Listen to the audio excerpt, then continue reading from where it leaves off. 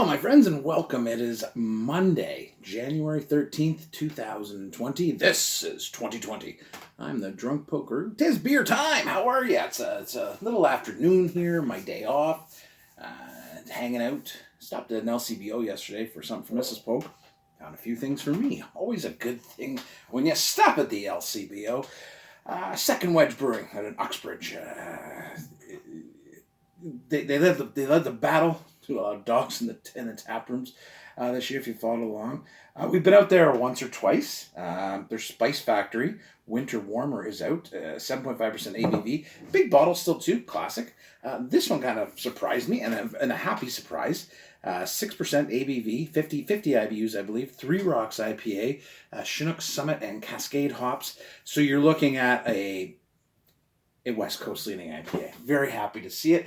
Again, in a world of hazies and sours, it is nice to have some classic style beers to complement them, right? This isn't about saying one style is better than the other. I mean, we joke a bit because, again, the haze craze and the sours and that, and it's easy to poke fun. I mean, you can poke fun at the old timers who sit and talk about West Coast IPAs and Pilsners and stuff like that too.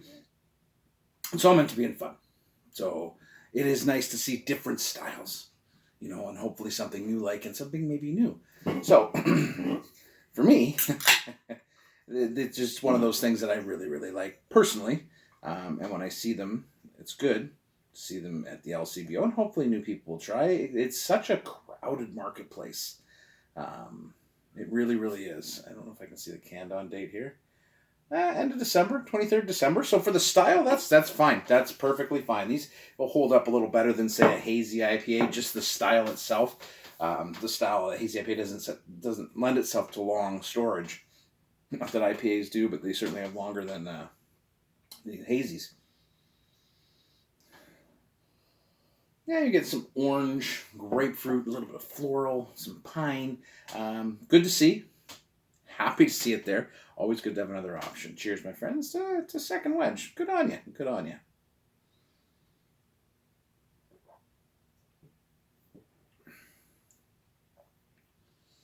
Certainly does live up to the promise of, classic style West Coast IPA. Definitely a toasted malt body with hints of caramel.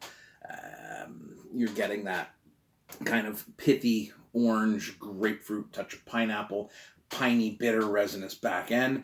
It is an homage to a classic style, and they've taken it on themselves, to tweak it a little bit, which is what every good brewer does, is make a beer their own.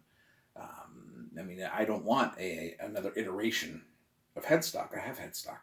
I want, your version of that style within the parameters of the style. If you start going outside, then you're making a different beer, and that's fine too, but you have to announce it as such, like we've seen a hazy IPA. It was clearly a Belgian IPA last week, and I was flummoxed because I really like the beer, but you're calling it something it isn't. This is straight up American style IPA. Perfect. It's absolutely perfect. Hits all the marks. It's a good beer. And the thing with the style is that it will always have its proponents.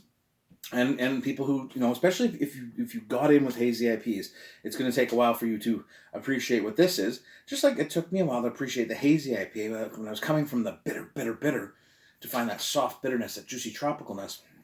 Now, I love them both. I love being able to switch back and forth, whenever I want, because there's stuff available everywhere. So it's good. Second wedge, look for these at your local LCBO. Pick them up. I'm looking forward to getting into this later in the week. I've got another can of this, because why not? It's a Monday afternoon. It's a little cloudy out. I'm going to have 2 beers and watch a movie. Spend a little time with my drinks down here. So cheers, my friends. Enjoy your day. Pick these up. It's always a good thing to find new beers from breweries maybe you've never been to.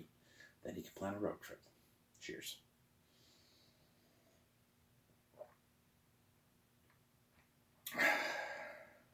That's a solid beer.